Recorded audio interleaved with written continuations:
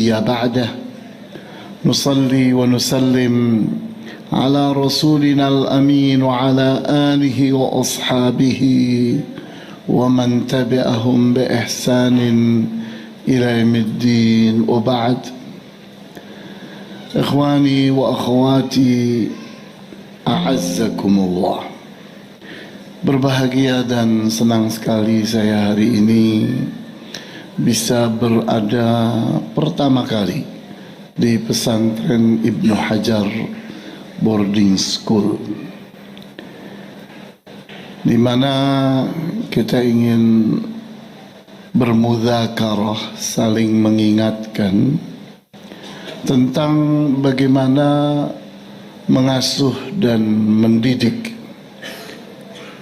anak dan santri kita agar mereka itu menjadi cerdas dan dewasa. Cerdas dan dewasa. Cerdas saja tidak cukup, dewasa saja pun tidak cukup, di mana kecerdasan itu menggambarkan tentang bagaimana kecekatan, ketepatan, kekuatan, pemahaman, hafalan, dan nalar seseorang.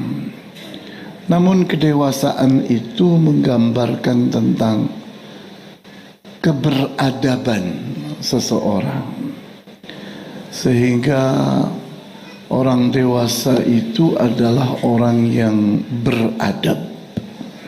Walaupun sudah tua tapi tidak beradab, maka kita tidak menyebutnya orang dewasa.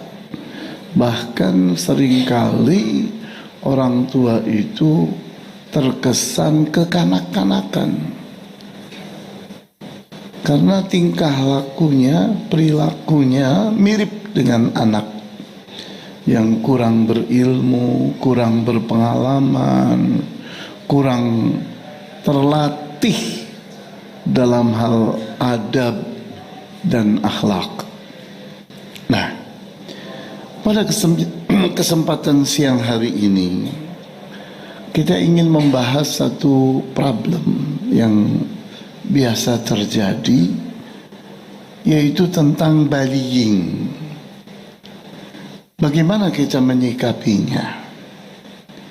Sementara bullying itu sesuatu yang biasa terjadi, apalagi di negeri yang manusianya kurang beradab. Walaupun ilmunya tinggi tapi tidak beradab, maka unsur bullying itu besar sekali. Karena sikap bullying itu adalah sikap yang muncul dari kurang keberadabannya seseorang, kekanak-kanakan. Nah, Allah Subhanahu wa ta'ala menciptakan manusia dan memberikan satu hal yang tidak pernah hilang pada diri manusia, yaitu bermain-main. Bermain-main itu tidak mungkin dihilangkan, sehingga kakek-kakek dan nenek-nenek pun bermain-main, itu tidak. Iseng. Kalimat iseng itu ada pada kakek-kakek dan nenek-nenek atau tidak ada? Saya tanya ini serius, ada atau tidak? Oke, ada ya?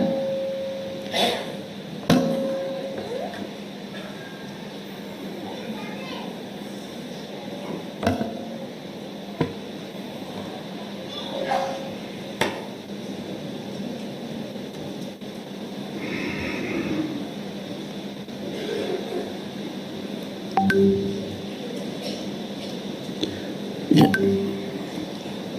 Jadi kita ingin membahas satu hal, namun kita tidak ingin mencampur adukan suatu hal yang wajar terjadi dengan yang tidak wajar. Karena kalau itu sekedar masalah iseng, masalah main-main, masih di level wajar, itu harus kita terima. Karena itu kan satu hal yang Allah ciptakan pada diri manusia. Memangnya Rasulullah tidak pernah bercanda? Saya tanya serius ini, Rasulullah bercanda atau tidak? Para sahabat bercanda atau tidak? Bercanda. Antum bercanda atau tidak? Ustadz-ustadznya pada bercanda atau tidak? Ya biasalah, namanya manusia. Jangan buru-buru menamai bercanda itu bullying. Bullying itu adalah sikap yang sudah mengarah kepada ketidakwajaran. Sesuatu yang merusak, mengganggu, mencederai, menghina, bersikap rasis. Nah, ini sikap-sikap yang siapapun tidak bisa menerima. Nah, coba kita perhatikan di sini. Para sahabat radhiyallahu anhum, ini di mana ditampilkan? Oh, di TV. Oh ya, saya pikir ini ada slide ya. Iya. Su'ila ibn Umar, Abdullah ibn Umar radhiyallahu anhuma, ditanya, hal kana ashabun nabi sallallahu alaihi wasallam yadhakun? Apakah dulu para sahabat Nabi SAW juga tertawa-tawa? Qala na'am, kata Abdullah ibn Umar, iya, ya wajarlah manusia. Tapi kata Abdullah ibn Umar, wal imanu fi qulubihim a'zamu minal jibal. Tapi iman yang ada di jiwa mereka itu lebih agung, lebih besar daripada gunung-gunung. Artinya iman mereka itu tidak bertentangan dengan tertawanya mereka. Tertawanya mereka tidak bertentangan dengan imannya mereka, tidak mengganggu imannya mereka. Mereka tetap jujur, tetap amanah, tetap adil walaupun bercanda. Jadi ini dari ungkapan ini kita mengerti bahwa para sahabat pun tertawa. Coba kita lihat lagi dari sahabat yang lain, Bakr ibnu Abdullah radhiyallahu anhuma. Beliau katakan, kana ashabun nabi sallallahu alaihi wasallam yatabadahuna bil bitikh. Dulu para sahabat Nabi sallallahu alaihi wasallam saling melempar dengan semangka. Bitikh itu semangka. Jadi bahasa Arabnya semangka itu boleh bitikh, boleh habhab. Ya. Nah, فَإِذَا كَانَتِ الْحَقَائِقُ كَانُهُمْ rijal. Tapi kalau sudah sampai kepada hal-hal yang serius, mereka lah laki-laki. Artinya manusia-manusia yang gentleman, manusia-manusia yang dewasa, manusia-manusia yang siap perang, siap untuk bersaing sebagai para lelaki. Itu para sahabat. Kemudian kita lihat lagi pada riwayat yang lain dari Bilal bin Sa'ad radhiyallahu anhu. Ini tentunya tabi'i ya. Bilal bin Sa'ad ini tabi'i. Beliau katakan, adraktuhum yashtadduna bainal aghradi wa yadhaku ba'duhum ila ba'dhin fa idza kana al-lailu kanu ruhbana. Kata seorang tabi'i yang bernama Bilal bin Sa'ad, aku mendapatkan para sahabat itu adalah orang-orang yang kalau urusan dunia mereka gigih, mereka sungguh-sungguh bekerja. Bukan orang yang malas-malasan kalau bekerja mencari nafkah, itu serius. Ada di pasar, ada di antara barang-barang. Wa yadhaku ba'duhum ila ba'dhin. Mereka saling tertawa bergembira satu dengan yang lain.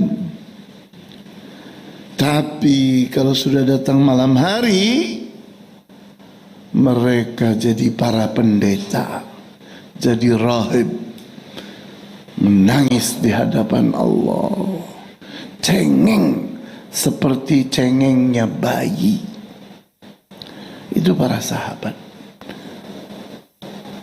manusia yang betul-betul Dari 3 riwayat ini, kesimpulan kita bahwa bercanda dan tertawa itu wajar atau tidak wajar? Saya serius nih nanya. Wajar dong. Jadi jangan kita menganggap bahwa bercanda itu adalah bullying. Ini yang mau kita dudukkan. Sehingga kewajiban kita, anak-anak kita di rumah dan di sekolah itu siapkan untuk bercanda. Siapkan untuk bercanda. Harus pintar bercanda, harus jujur dalam bercanda, harus amanah dalam bercanda, harus adil dalam bercanda. Jangan sampai bercandanya berunsur dusta, pengkhianatan, sikap tidak seimbang, tidak adil. Itu yang harus dibuang. Latih anak itu untuk bercanda, tapi baik. Seperti bercandanya para sahabat ini, seperti bercandanya Rasulullah SAW. Contoh Rasulullah SAW bercanda dengan seorang nenek-nenek. Antum boleh bilang bullying. Kenapa nenek-nenek ini nangis? Kok nangis? Rasulullah SAW mengatakan kepada nenek-nenek ini, katanya di surga nanti tidak ada nenek-nenek wah nangis sejadi-jadinya. Benar apa enggak? Di surga tidak ada nenek-nenek? Kenapa enggak? Ada yang bilang enggak. Semua wanita di surga Allah rubah menjadi abkaro, bikir. Apa artinya bikir? Gadis. Gadis kembali. Gadis kembali. Sehingga di surga ada enggak nenek-nenek? Tidak ada. Dan di surga tidak ada orang nambah umur, itu tidak ada. Orang nambah umur itu cuma ada di dunia. Iya atau tidak? Malaikat Jibril yang dulu ngurusi Nabi Adam, sama malaikat Jibril yang ngurusi Nabi Muhammad dan ngurusi kita, apalagi kalau datang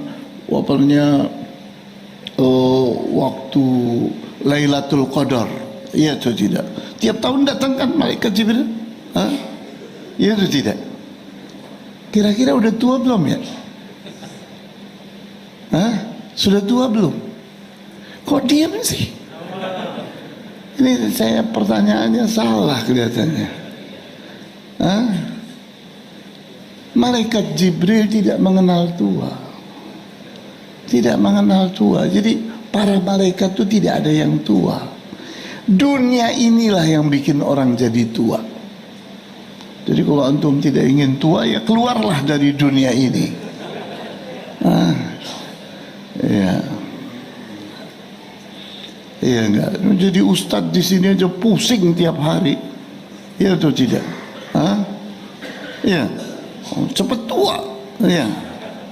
Makanya santai saja. Bercanda itu perlu bercanda. Bercanda itu perlu. Kalau sudah datang waktunya serius, ya serius. Waktunya perang, ya kita perang. Nah, sehingga kita klasifikasikan bullying itu, kita klasifikasikan. Saya mengklasifikasikannya ada 5. Ya antum bolehlah 6, 7, 8 terserah. Tapi saya dalam rangka mendudukkan masalah bullying, saya bagi jadi 5. Saya melihatnya dari akibat buruknya. Kalau akibat buruknya wajar, maka poinnya saya nilai 0. Kalau akibat buruknya ringan, saya nilai dengan satuan 5. Kalau akibat buruknya sedang, saya nilai dengan puluhan, 50. Kalau akibat buruknya berat, itu sudah saya nilai dengan ratusan, 100. Tapi kalau tidak wajar, usir, buang. Sudah tidak wajar ini, keluarkan dari sekolah, karena tidak wajar. Yang menunjukkan nalurinya tidak bekerja, nuraninya tidak bekerja, itu ketidakwajaran.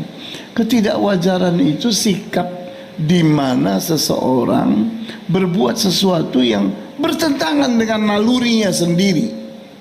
Kejam, sadis, jorok, menjijikkan, itu apa-apa yang tertolak oleh naluri manusia, tertolak oleh nurani manusia. Tidak perlu belajar urusan nurani dan naluri, itu tidak perlu belajar. Setiap orang mengerti itu. Sehingga kalau sikap seseorang sudah kelewat-lewat, tidak wajar, sudahlah, daripada dia menular. Apel jelek itu akan menulari apel-apel yang bagus. Singkirkan buru-buru. Nah, kita lihat, wajar itu contohnya apa sih? Bercanda. Ya tadi contohnya para sahabat bercanda atau tidak? Iya kan? Saya ngomong pakai bukti atau tanpa bukti? Dengan bukti. Saya dahulukan ini, tak, ini buktinya. Nih, orang yang terbaik di umat ini. Antum merasa lebih baik dari para sahabat? Wah, sombongnya ampun-ampunan. Tidak mungkin. Kalau antum ahlus sunnah wal jamaah, antum akan menganggap para sahabat itu ada di atas kepala antum. Iya atau tidak? Kita muliakan, kita agungkan mereka. Nah, maka yang kita perlu bahas adalah bullying yang ringan. Yang ringan itu mencubit, menepuk, menunjuk-nunjuk, memarahi kawan, dan seterusnya. Wajarlah, wajar. Nah, kalau kita mau nilai-nilai dengan satuan-satuan, kemudian bullying itu bisa sampai di level sedang di saat sudah mulai melukai orang. Lukanya bukan darah, tapi jiwa, melukai jiwa. Mengejek, memberi julukan buruk, membenci, mengeluarkan ucapan-ucapan kasar, sehingga yang luka itu apa? Jiwa, bukan fisik. Bukan fisik. Maka levelnya level apa tadi? Level sedang. Kemudian kapan disebut berat? Kalau sudah mulai, yakni nilainya itu ada di level kenakalan, dan bisa jadi sudah mengandung unsur kriminal. Mengandung unsur kriminal. Nah, ini berat. Contohnya memukul, menendang, menebar gosip, fitnah, menuduh orang pencuri, menuduh dengan tuduhan-tuduhan yang melukai kehormatan seseorang. Kemudian tadi menebar gosip dan fitnah, mengancam-ancam, awas saya bunuh kamu, awas saya pukul kamu, awas saya akan keroyok kamu, menjambak rambut orang dan sebagainya. Ini sudah ada di level apa ini? Berat. Sudah ada di level berat. Terus kapan disebut tidak wajar? Kalau hal itu naluri dan nurani manusia itu menolaknya. Contohnya kata-kata yang cabul. Masa ada santri Ibnu Hajar omongannya omongan-omongan kayak nggak pantas, nyebut perempuan itu lonte misalnya, dan sebagainya, menghina orang, menghina ayah, menghina ibu seseorang, tidak wajar. Bersikap rasis, Jawa lo, Sunda lo, udah tidak wajar. Ini tidak wajar. Kenapa harus rasis? Kamu manusia, dia manusia. Kamu bicara soal yang baik dan yang buruk, sama di setiap suku, di setiap bangsa itu ada yang baik, ada yang buruk. Namanya manusia. Meraba kubul dan dubur, meraba kemaluan, meraba bokong, ya. Wah, ini sudah tidak manusiawi lagi ini. Ini sudah keluar dari naluri.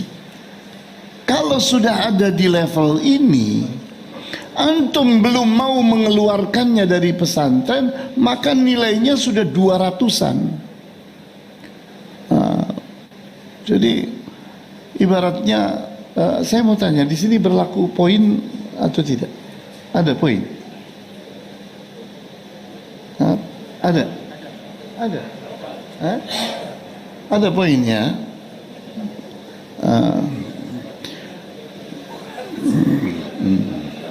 Ya, jadi ini kita klasifikasi bullying itu sedemikian rupa sehingga kita tidak menganggapnya satu macam, tapi bullying itu ternyata bermacam-macam. Nah, dimulai dengan hal yang wajar, maka kita keluarkan dari apa ya? Dikeluarkan dari apa itu? Dari bullying. Ini bukan termasuk bullying, bercanda biasa. Maka anak kita harus kuat dong bercanda. Harus memang siap untuk bercanda. Kamu nih manusia bukan sih? Kamu tuh orang Indonesia bukan sih? Masa ada orang Indonesia tidak bercanda? Ya gak bisa hidup bermasyarakat dong. Masyarakat kerjaannya bercanda. Lah iya. Ini. Nah, kita kalau ingin menjadi manusia yang tidak berbuat bullying, maka kita harus membentuk anak-anak kita itu memiliki karakter pembelajar beradab, pembelajar yang beradab. Maka karakter pembelajar yang beradab ini saya sebutkan 10. Bisa jadi antum menambahinya jadi 15, 20 dan seterusnya. Di mana kita latihkan ikhlas, kita latihkan takwa, kita latihkan hikmah, kita latihkan amanah, kita latihkan sabar dan tabah, kita latihkan lemah dan lembut, Kita latihkan kebiasaan menyayangi sesama. Kita latihkan untuk punya kebiasaan mudah memaafkan. Kita latihkan agar menjadi manusia yang tidak mudah marah. Kemudian kita latihkan agar menjadi manusia yang hidup sederhana dan bersahaja. Orang yang kesinggungan, gampang marah, sensitif, itu sadari di dirinya ada kesombongan dan kebanggaan diri. Buang itu. Kita tahu saya ini manusia biasa, tulang, daging, kulit, darah. Ali bin Abi Thalib radhiyallahu anhu itu mengatakan satu kata-kata yang sangat perlu untuk antum hafalkan. Beliau katakan apa? Kaifa yatakabbarul insanu wa huwa yakhruju min makhrajil bauli marratain. Bagaimana seorang manusia itu layak sombong padahal dia itu dikeluarkan dari lubang kencing 2 kali. Kaifa yatakabbarul insanu wa huwa yakhruju min makhrajil bauli marratain. Bagaimana seorang manusia itu layak sombong padahal dia keluar dari lubang kencing 2 kali. Yang pertama, mani ayah keluar dari lubang kencing ayah. Kemudian menjadi bayi di rahim ibu, dilahirkan, keluarnya dari mana lagi? Dari lubang kencingnya ibu. Itu manusia. Antum mau bisa sombong, layak sombong? Tahu diri dong bahwa kamu itu keluar dari lubang kencing.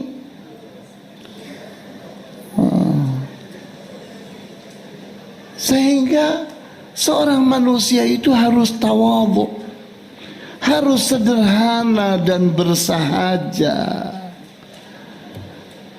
Karena kalau santri kita, santri Ibnu Hajar, sombong dan bangga diri, ya banyak bullying di sini. Kenapa sombong-sombong kok? Bangga-bangga diri, buang itu semua. Sadar, kamu tuh keluar kamu itu dari lubang kencing. Jangan sombong kamu itu. Jadi kita hidup sederhana, bersahaja, sehingga tidak mudah kesinggung, tidak sensitif. Nah, dari sini sehingga kita ini membuat anak itu siap untuk bullying. Itu tidak? Perlu siap atau tidak kita menghadapi bullying? Harus siap dong. Nah, tinggal aturannya ditata. Untuk apa? Memperkecil jumlah bullying. Kemudian perlu ada kerjasama dengan orang tua wali murid. Suasana rumah yang islami sangat membantu keberhasilan orang tua dalam mendidik anak agar menjadi muslim dan atau muslimah beradab. Di mana orang tua itu jangan suka mengajari anak dengan adab-adab yang buruk. Di antaranya suka bohong. Contohnya orang tua bersikap buruk, suka bohong, anak kecil diajari, "Nak, nanti kalau ada tamu ketok pintu, bilang ibu tidak ada ya. Kemudian dia masuk, si ibu masuk ke kamar, sembunyi di kamar. Kok debt collector datang, tok tok tok. Maka si anak pun membuka pintu. Kata debt collector, mana ibumu? Kata ibu tidak ada. Dia dengan jujurnya mengatakan itu. Tapi si ibu ngajari anaknya bohong, itu tidak. Ibu dengan rajinnya setiap mau tidur mengajari anak dongeng kancil. Bahkan dinamai, diberi judul kancil yang cerdik. Padahal kancil itu penipu. Menipu petani, menipu buaya, menipu macan, ya atau tidak? Tapi dinamainya kancil apa? Kancil yang cerdik. Maka lahirlah kancil di mana-mana, ya atau tidak? Koruptor ada di mana-mana, dari tingkat paling rendah sampai paling tinggi. Dari mana dihasilkan? Dari mulut ibu yang suka dongeng kancil yang penipu. Itu masalahnya. Jadi ini problem.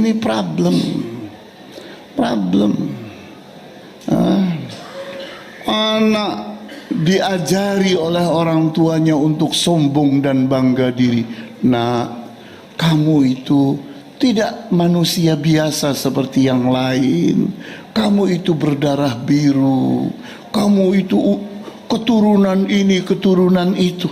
La ilaha illallah. Ini merusak anak. Bikin anak jadi sombong, bikin anak jadi bangga diri.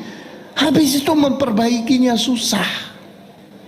Nah, jadi di sini kita pun perlu ajari orang tua, wali murid kita itu untuk mendidik anaknya jadi manusia beradab. Seperti itu. Jika pendidikan di dalam rumah tidak berjalan atau lemah, maka anak akan terjatuh dalam pendidikan luar rumah yang seringkali berpengaruh buruk. Ingat bahwa guru dan orang tua itu punya pesaing. Siapa pesaingnya? Anak nakal. Anak nakal itu sangat siap untuk mendidik anak kita. Kita bersaing atau tidak dengan anak nakal? Bersaing, sadari itu. Kalau rumah tidak berhasil mendidik, maka anak nakal yang akan mendidik. Habis itu jangan menyesal kalau anak kita itu berubah jadi anak yang tidak beradab. Kenapa? Karena gagalnya pendidikan di dalam rumah. Kemudian kata kuncinya ialah jangan membuat anak tidak betah dalam rumah, maka ia akan mencari pelampiasan atau pelarian di luar rumah. Anak betah bersama kita, dekat bersama kita, tapi benar-benar anak itu terlatih menjadi anak yang beradab. Ya. Kemudian kita bertanya, apa kalau begitu metode pembelajarannya? Nah, di sini ada 8 metode pembelajaran. Yang pertama, memberi keteladanan. Yani guru, ayah, dan ibu hendaknya menjadi suri tauladan. Karena anak itu belajar dari meniru lebih kuat daripada belajar dari mendengar. Saya ulang lagi, belajar dari meniru itu lebih kuat pengaruhnya daripada belajar dari mendengar. Di saat omongan itu bertentangan dengan perbuatan, maka yang akan dimenangkan oleh anak itu yang mana? Ya perbuatan. Kemudian memberikan bimbingan dan nasihat. Kemudian berkisah dan bercerita. Orang tua itu rajin-rajin berkisah dan bercerita yang inspiratif, yang membuat anak itu mengambil contoh, punya inspirasi, punya gagasan, punya pikiran, punya cita-cita ke depan. Kemudian memetik pelajaran dari setiap kejadian. Kalau ada kejadian, tuh nak, perhatikan. Tuh, kalau gitu tuh kan hasilnya begitu. Ya apa enggak?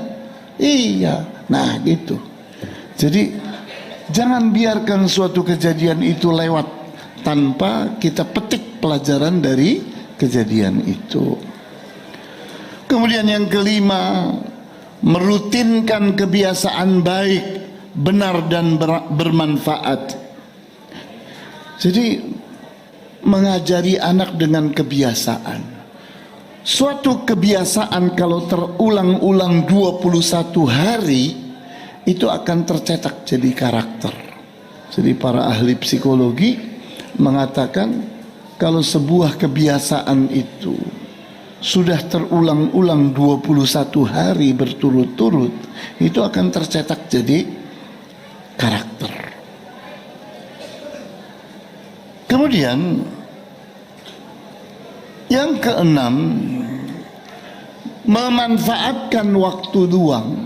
Jadi jangan sampai ada waktu nganggur, waktu kosong, karena pikiran jahat dan pikiran buruk itu lahirnya kapan? Di celah-celah kekosongan. Maka manfaatkan waktu luang itu untuk hal yang bermanfaat. Bikin ada kegiatan yang terus-menerus. Kemudian yang ketujuh, penanaman motivasi. Penanaman motivasi. Anak itu supaya hidupnya semangat, maka motivasinya harus jelas. Ingin kemana, ingin jadi apa, ingin bisa apa, kenapa harus begini, kenapa harus begitu, harus ada motivasinya apa. Kemudian pemberian hukuman. Jangan biarkan seorang anak berbuat salah. Hukumi. Hukuman itu tidak harus hukuman yang menyakiti tubuh, tidak. Banyak hukuman. Karena aslinya hukuman adalah yakni hukuman berupa lawannya maksud. Hukuman berupa lawannya maksud. Apa lawannya maksud? Contohnya kalau di ilmu waris itu seorang anak membunuh ayahnya karena ingin dapat warisan. Maka di saat dia membunuh ayahnya, maka tidak diberi warisan. yakni hukuman dengan lawannya maksud. Nah, maka di saat seorang anak itu malas-malasan menghafalkan Al-Quran, malah hukumannya menghafalkan Al-Quran. Kalau seorang anak itu yakni malas-malasan belajar suatu pelajaran, ya hukumannya mempelajari pelajaran itu. Nah, inilah yakni sekedar yakni sebahagian dari pelajaran kita. Ini semuanya ada 13 slide, baru kita jalani 8 slide. Tapi sudah ada surat teguran ini. Katanya waktunya tanya jawab. Silakan.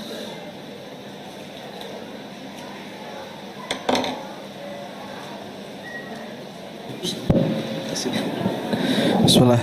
Assalamualaikum warahmatullahi wabarakatuh. Assalam. Syukran Ustadz atas ilmu yang sudah berikan kepada kita semuanya. Pertanyaannya gini Ustadz, di sekolah itu mungkin kita ya, ada beberapa anak kita itu yang anak inklusi seperti itu. Secara kemampuan beberapa aspek dia bisa sebenarnya, tapi memang ada dari beberapa aspek yang lain itu dia tidak bisa. Mungkin Anda nggak bisa jabarkan ini ya, misalnya contohnya ADHD atau apapun itu Ustaz. Secara kemampuan sosial dia itu punya kendala Ustaz, seperti itu. Tapi dari satu sisi dia itu bisa. Dan anak-anak yang inklusi ini menjadi salah satu sasaran dari verbal bullying atau apapun itu. Dari kita terus mencoba menyadarkan ke teman-temannya terkait dengan hal ini. Secara langsung atau direct mungkin teman-temannya tidak berani kalau misalnya ada ustadz dan sebagainya. Tapi kalau misalkan mereka sudah benar-benar di lingkungan sosial mereka, kita tidak pernah tahu apakah ada bullying di sana atau tidak. Seperti itu. Sedangkan anak inklusi ini dia mungkin tidak bisa kita berikan masukan secara langsung layaknya anak-anak yang lainnya seperti itu. Mungkin dia butuh proses untuk menyerap informasi yang bisa kita sampaikan. Mohon pencerahannya Ustaz. Apa yang harus kami lakukan sebagai pendidik? Ya, yang pertama kita jangan mencampur adukkan anak yang normal dengan anak yang punya masalah inklusi, sehingga mereka itu punya sekolah sendiri. Nanti kalau mereka itu sudah terlatih dalam dua hal. Yang pertama, mampu menangani kelemahan dirinya. Yang kedua, siap untuk berhadapan dengan orang normal. Baru kita kumpulkan. Sehingga kita jangan buru-buru merusak suasana orang normal. Anak normal dirusak oleh anak yang inklusi. Jadi kita itu hendaknya membuat mereka itu ada di tempat yang lain dulu, disiapkan dulu. Disiapkan itu dua hal. Persiapan itu dua hal. Yang pertama, menangani kelemahan dirinya. Dia siap untuk menangani kelemahan dirinya. Dia mengerti bahwa dirinya punya kelemahan. Dan yang kedua, dia siap untuk diperlakukan berbeda oleh orang lain. Karena dia menyadari bahwa dia punya kelemahan. Kalau sudah ada rasa itu, baru kumpulkan dengan orang normal. Karena kita nggak bisa memaksa anak-anak itu untuk bersikap dewasa kepada hal-hal yang berat. Ini berat sekali karena kelihatan kelemahan itu terlihat sekali. Maka kita bayangkan suatu saat anak yang inklusi tadi malah berprestasi, menyebabkan simpatinya orang, tapi dia dengan kelemahan yang bisa diterima oleh orang. Nah, di sini kan clear. Ternyata anak ini bisa berprestasi. Nah, unsur prestasinya itu yang akan menyebabkan orang-orang normal itu bisa menerima. Seperti itu. Wallahu a'lam.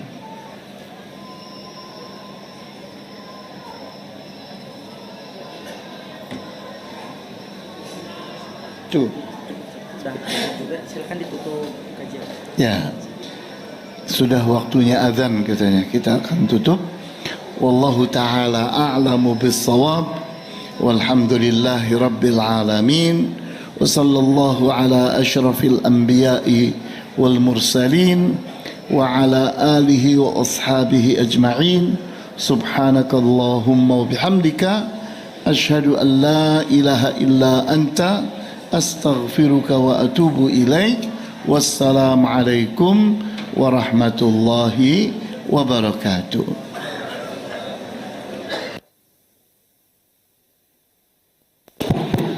Kami ucapkan jazakumullahu khairan Ustadz atas ilmu dan materi yang disampaikan. Insyaallah bermanfaat untuk kita semua. Mari kita akhiri doa dengan doa kafaratul majelis. Subhanakallahumma wa bihamdika asyhadu an la ilaha illa anta astaghfiruka wa atubu ilaik. Tutup. Assalamualaikum warahmatullahi wabarakatuh.